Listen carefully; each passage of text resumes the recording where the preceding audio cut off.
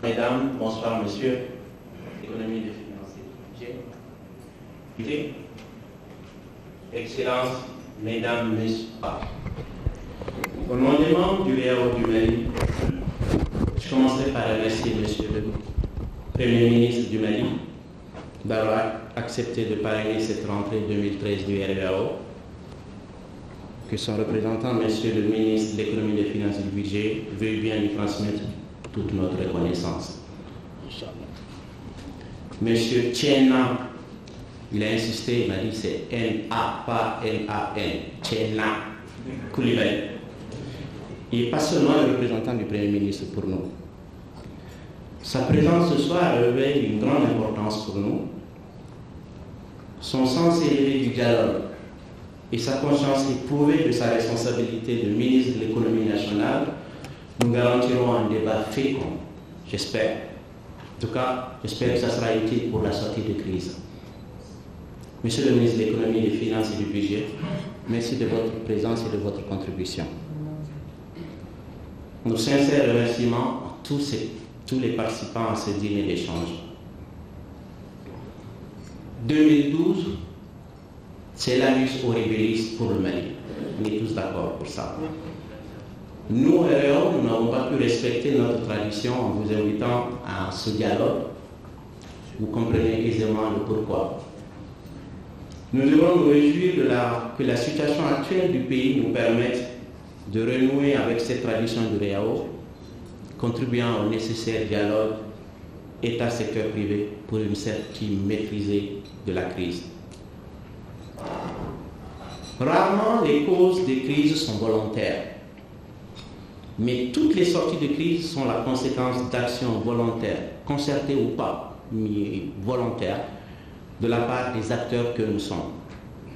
Alors, nous vous invitons ce soir à nous interroger ensemble sur quelles mesures de soutien à l'économie nationale pour une sortie de crise.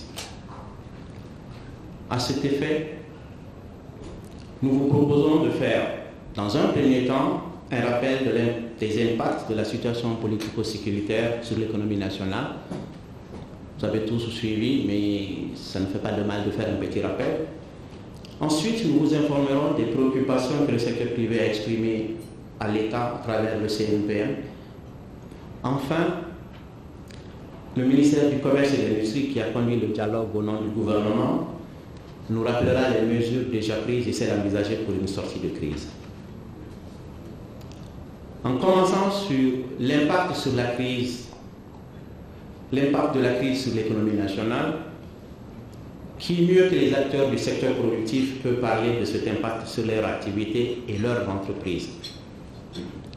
Avec le concours de l'agence DFA, nous vous proposons une présentation de 10 minutes. Est-ce qu'on peut avoir la vidéo?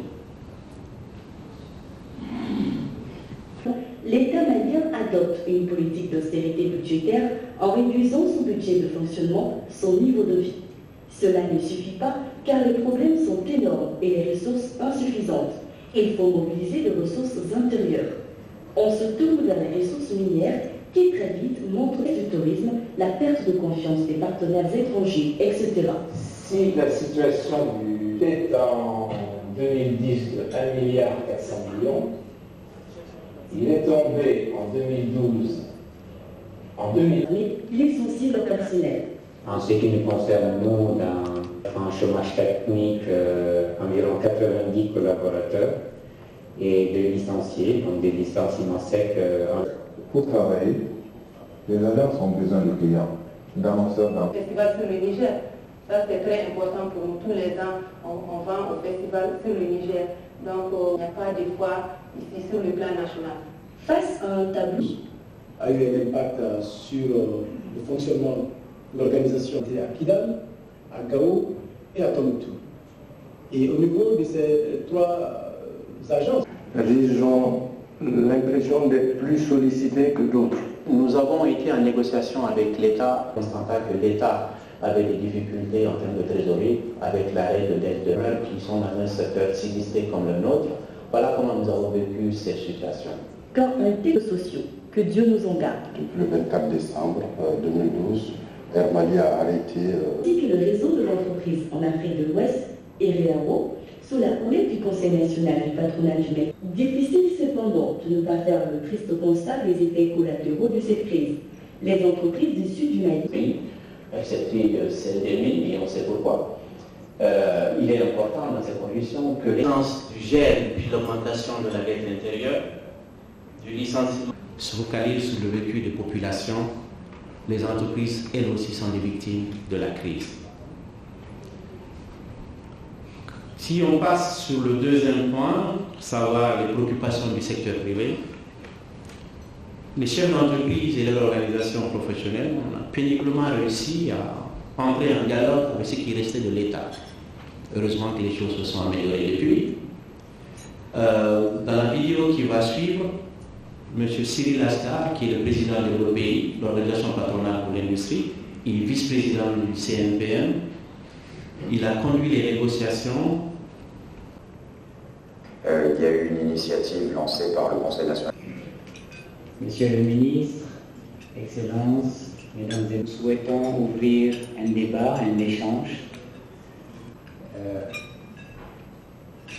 La sécurisation des acteurs économiques, nous sommes connaissants des réalités du pays en créant des fonds. Vous pouvez interpeller les membres du gouvernement, vous pouvez interpeller les aides contribuer à enrichir les mesures qui ont été ici proposées. Donc les débats qui vont venir, j'espère, vont être très très fructueux.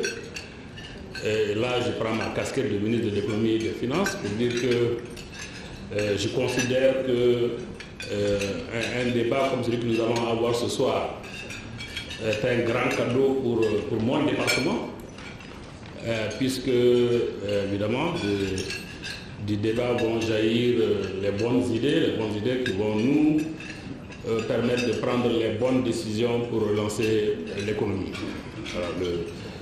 La feuille de route du gouvernement de transition qui lui assigne les missions principales de reconquête du Nord et d'organisation d'élections prévoit aussi, et les autres missions sont tout aussi importantes, même si dans l'ordre de priorité ce sont donc ces deux premières qui sont citées. Parmi les autres missions, il y a justement la relance de l'économie, puisque bon, si le Nord est conquis et puis que les élections sont organisées, si l'économie reste comme elle l'est, rien ne marchera. Il n'y a pas de démocratie qui marche si l'économie ne marche pas du tout. Donc nous sommes heureux, le Premier ministre qui n'est pas là, moi-même et puis les autres ministres qui sont ici, avec moi, d'être ici avec vous. Et nous allons effectivement participer au débat. Je peux dire déjà que, évidemment, pour les préparatifs, vous avez vu le conseil technique Adama Konaté, du ministre du Commerce et de l'Industrie. Ça veut donc dire que les idées qui sont celles du secteur privé, le gouvernement y adhère. Mais encore une fois, nous sommes heureux d'être là et de participer au débat. C'est ce que je voulais dire à l'introduction. Je vous remercie. Merci, Monsieur le ministre de l'économie.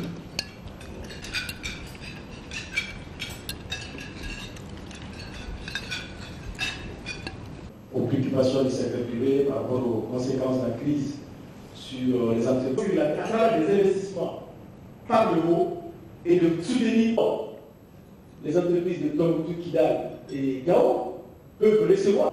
Les régions du Nord vont être livrées. Certainement, la paix est durable. Sans développement, il n'y a pas de paix durable. Présence, que de dire aujourd'hui qu'effectivement, le Nord connaît le développement, il faut avoir le courage et la responsabilité de poser clairement ce problème-là. Quelles des entreprises du nord du pays? Parce qu'aujourd'hui, on peut parler économique au nord. Je pense qu'il faut que ce débat soit posé et que des réflexions très approfondies puissent être une exception, heureusement, du secteur de l'agriculture. Parce que malgré la crise, on a pu produire dans cette crise financière du Mali, mais aussi l'appui que... Cette contribution de qualité, je pense, très reconnaissant reconnaissant vis-à-vis du ministre de l'économie et là de la période de transition. Maintenant, peut-être que l'entrée était très bonne, je la parole, mais Alassane, je ne vais pas te lâcher. Social. Je voudrais répondre, mais ceci nous pose les principaux défis qui vont être les nôtres, c'est à concilier la gestion de la crise, au sens de celui que Cyril a appelé le plan Marshall, qui va beaucoup plus loin. Et cela suppose la question du développement.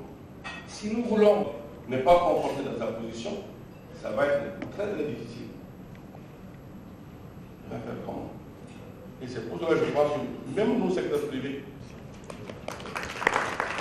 Merci, monsieur l'honorable Silla, et la position de monsieur Makandile sont antinomiques. Mais je voudrais dire que globalement, il s'agit pour le gouvernement de créer les conditions pour un exercice de l'activité économique par le secteur privé. Globalement, c'est de cela qu'il s'agit. Bon, je crois qu'il y a toujours eu un débat entre les opérateurs économiques, les économistes, quant à ce que doit faire l'État pour fouetter l'économie. Est-ce que l'État lui-même doit faire comme l'a demandé M. Ashkar, mettre en place de gros financements directement aux entreprises, ou est-ce que l'État doit se contenter de créer toutes les bonnes conditions et laisser les opérateurs économiques se mouvoir dedans dans le cadre d'une concurrence saine? Personnellement, je suis plutôt partisan de cette formule. En tout état de cause, le gouvernement de transition n'a vraiment ni les moyens ni le temps de faire des choses spectaculaires dans les domaines que vous souhaitez. Ni les moyens ni le temps. Peut-être du reste, vaut-il mieux, par rapport à certaines grandes décisions, laisser un pouvoir plus légitime le faire. Par contre, nous avons hérité d'une situation où déjà l'État était fortement endetté vis-à-vis des entreprises. Et 2012 n'a rien arrangé, les choses se sont au contraire empirées. Et dans les discussions que nous avons aujourd'hui avec les partenaires, une mission du Fonds monétaire était ici, ils ont quitté seulement hier. Et avec eux, nous avons discuté de la manière dont nous envisageons d'utiliser les très importantes ressources que mettent les partenaires du Mali à la disposition du Mali. Et justement, un des plus importants usages que nous allons faire de cela, c'est de payer les arriérés dus par l'État aux entreprises. Je vous dis quelques exemples. L'État va, en 2013, subventionner l'énergie du Mali pour 40 milliards de francs CFA. Donc ça répond en même temps à la question sur l'énergie. La question sur l'énergie tient à cœur au gouvernement. Nous sommes convaincus que si le secteur énergétique ne marche pas, quel que soit ce que nous faisons ailleurs, rien ne marchera. Ne marchera. Et notre partenaire, le Fonds monétaire international, nous a dit, lui aussi, ou vous prenez les mesures pour que l'énergie du Mali marche par elle-même, ou vous payez le carburant pour l'énergie du Mali, sinon il n'y aura pas d'économie. Nous sommes d'accord avec ça. Donc l'État du Mali, jusqu'ici, paye par année une subvention de 20 milliards à l'énergie du Mali. En 2012, nous avons augmenté de 10 milliards, donc on en a payé 30. Et en 2013, nous paierons 40 milliards. Mais en 2013, nous allons faire autre chose. Nous allons prendre des mesures draconiennes pour inverser les choses. Je suis personnellement convaincu que cette période de transition est la meilleure pour prendre les décisions les plus douloureuses, parce que nous n'avons aucun mandat à défendre, nous n'avons aucun mandat à renouveler. Voilà, nous prendrons les décisions, même si elles sont difficiles. Bon, ben, à la fin de la transition, nous partirons, chacun sur son chemin. Et nous allons changer les choses. Nous allons arrêter d'avoir un courant. Moi, je travaillais dans le secteur rural avant de venir par un pur hasard au ministère des Finances. Et dans le secteur rural, j'ai vu une chose dans les années 80, c'est que l'État, depuis l'indépendance, l'État du Mali, depuis l'indépendance jusqu'aux années 80, a toujours fixé lui-même le prix du mil, du riz, du sorgho, et il les a toujours fixés en fonction de ce qu'il considère être le pouvoir d'achat des consommateurs ici, au lieu de la couverture du coût de production. Et nous avons donc toujours eu des productions déficitaires.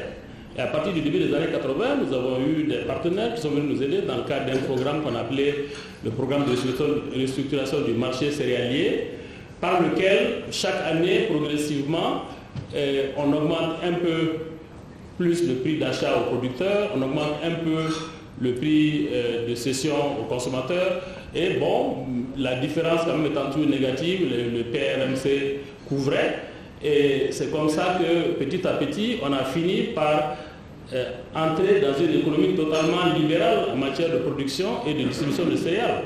Aujourd'hui, au Mali, d'une année à l'autre, cela peut arriver que, parce que la saison des pluies a été plus ou moins mauvaise, le prix soit un peu plus élevé, mais il n'arrive plus jamais au Mali que lorsque vous avez votre argent et que vous partez au marché, vous manquez de mil, de sorgho, de maïs ou de riz. Or, c'est bien cela qui est arrivé il y a 30 ans avant le PRMC. Alors, c'est la même chose qui doit arriver dans le domaine de l'électricité. Il faut que le prix auquel le consommateur achète son électricité couvre le coût de production de l'électricité, et même avec une marge, pour que cette marge-là soit investie par l'énergie du Mali pour développer le réseau. Et c'est seulement dans ces conditions-là que l'énergie finalement reviendra moins chère, au lieu des prix trop bas, artificiellement trop bas, qui ne couvrent pas les coûts et qui conduisent au déficit que nous vivons aujourd'hui, au délestage. Il faut arrêter ça. Et c'est la volonté du gouvernement de transition. C'est la volonté du gouvernement de transition d'arrêter les distorsions totalement impossibles, irrationnelles, comme la subvention que nous sommes en train de faire au gaz butane. Le gaz butane est en République du Mali utilisé par moins de 2% des ménages. Et jusqu'au 31 août dernier, la bouteille de 6 kg de gaz butane, dont le coût de revient est de 6 000 francs, la ménagère payait cette bouteille-là à 2 500 francs, l'État payait les 3 500 autres. Et ça veut donc dire que c'est la ménagère dans mon village là-bas qui fait la cuisine avec la bouse de vache, qui paye pour que mon épouse n'ait pas la fumée dans les yeux. Ce n'est pas normal, il faut arrêter ça. Quand nous l'avons dit, certaines personnes ont dit attention, la subvention du gaz, c'est pour préserver l'environnement. Je suis tout à fait convaincu que l'élasticité prix de la consommation de gaz est parfaitement inélastique. Ça veut dire que même si on supprime totalement la subvention sur le gaz, la même quantité de gaz va continuer à être consommée. En tout état de cause, si nous avons une volonté de préserver notre environnement, ce n'est pas en remplaçant le bois par le gaz, on n'a pas ces moyens-là. Et nous avons d'autres moyens de préserver notre environnement. Bon, alors donc, c'est une digression que j'ai faite. Donc l'État, en 2013, va payer 40 milliards de subventions à l'énergie du Mali, il va payer 35 milliards de subventions sur les intrants agricoles. L'État va financer un total de près de 300 milliards d'investissements publics, c'est-à-dire tous les projets, les grands projets d'investissement qui ont été abandonnés en 2012, ils vont tous reprendre. Dessus ces 290 milliards, il y a 120 milliards qui vont être financés sur ressources intérieures et donc 170 milliards qui vont être investis sur ressources extérieures, donc sur l'appui extérieur. Ça veut donc dire que tous les grands projets vont être relancés. Les grands projets, c'est justement la croissance, c'est ça, les emplois et tout ça. Et tout ça là est dans le budget 2013 repris. Dans le budget 2013 initial déjà, nous prévoyions de reprendre certains projets. Et puis maintenant, avec les nouvelles annonces qui nous ont été faites, je vous ai dit, donc nous sommes en discussion avec nos partenaires. Il y a eu cette mission du FMI qui a quitté seulement hier. Le vice-président de la Banque mondiale va venir au Mali. C'était un grand coup ça. Le vice-président de la Banque Afrique de la Banque mondiale vient au Mali pour venir encourager le directeur des opérations qui est ici. Le vice-président vient. Et tout ça là, c'était un soutien. Nous tous, les opérateurs du Mali, c'est-à-dire les opérateurs économiques, l'État est un opérateur économique, l'État et le secteur privé, cette chance que nous avons, on ne va plus jamais avoir tout le monde mobilisé à faveur du Mali, les utiliser de manière rationnelle, en profiter pour reconstruire le Nord, mais il ne faut surtout pas. Il ne faut surtout pas considérer, nous avons beaucoup d'argent, ça signifie que, bon, on peut augmenter un peu les crédits de famille, on va investir pour reconstruire. Le paiement d'arriérés, 7 milliards 6 pour le paiement des factures des importateurs de gaz. Année, l'État accepte d'acheter le coton avec la CMDT. Je crois qu'on a beaucoup parlé ce soir de sortir de la crise et comment s'en partir au-delà.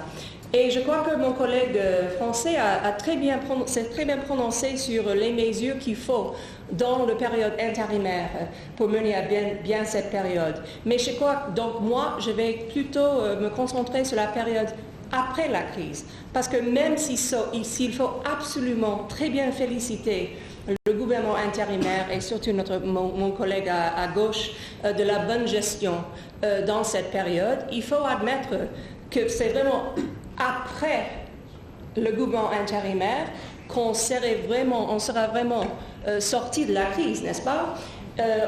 On s'est beaucoup plaint de, bon, est-ce que les taux d'intérêt ne sont pas trop hauts? Est-ce qu'il n'y a pas suffisamment d'intérêt, d'investissement? Et tout le monde sait, c'est parmi les premières choses qu'on apprend en tant qu'étudiant des sciences économiques, que et les banques, et les investisseurs, et les partenaires économiques sont tous lâches devant l'incertitude. Et c'est pour ça que les taux d'intérêt sont un peu hauts, c'est pour ça qu'il n'y a pas d'investissement.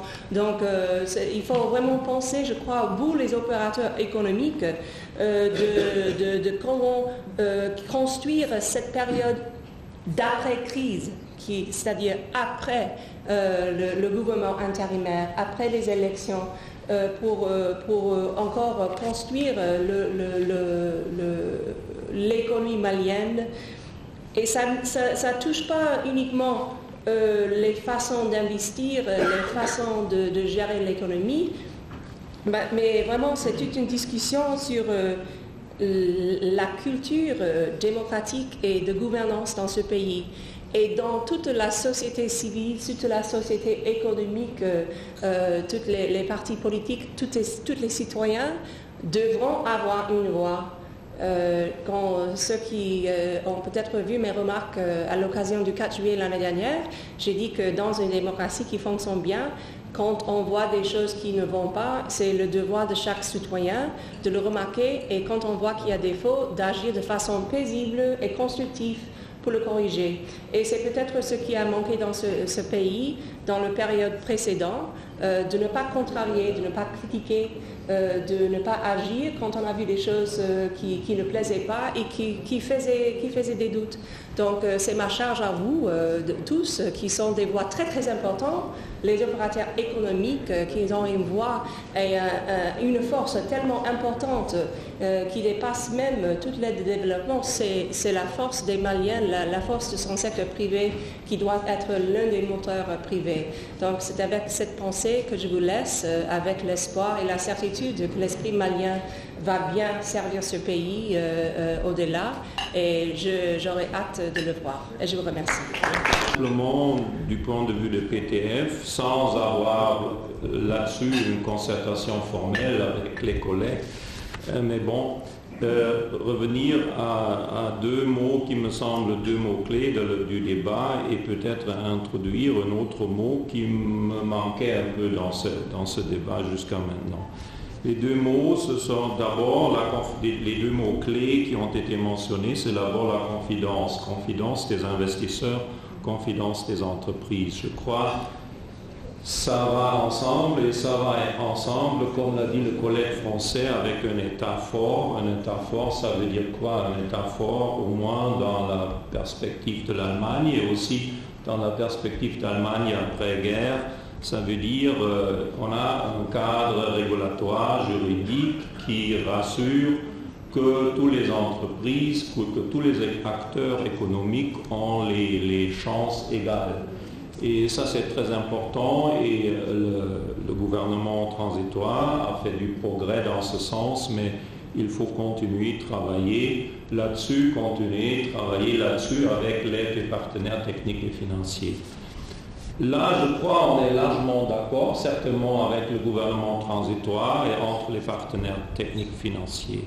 Maintenant, je voudrais dire quelque chose qui est peut-être un peu risqué, mais comme on est ici dans un cadre informel, j'ose d'être un peu courageux. C'est la question des priorités. C'est bien important d'avoir des priorités, c'est même plus important d'avoir des priorités dans des situations comme dans laquelle se trouve le Mali aujourd'hui. Ce qui me semble de manquer, je suis un peu prudent, ce qui me semble de manquer un peu dans les dialogues que nous avons comme partenaires techniques et financiers avec le gouvernement, mais aussi avec les autres acteurs, notamment le secteur privé, c'est un sens des priorités des Maliens. Alors nous, les partenaires, certainement, il y a beaucoup d'idées, beaucoup d'urgences du côté malien. Certainement, il y a beaucoup d'idées, beaucoup d'intérêts des partenaires techniques financiers. Mais je voudrais bien, je prends cette liberté, encourager le gouvernement malien d'être plus déterminé en nous disant quelles sont vos priorités. Je crois que ça c'est extrêmement important pour gérer une coopération qui évite peut-être des fautes et d'autres choses qui ont marqué le passé.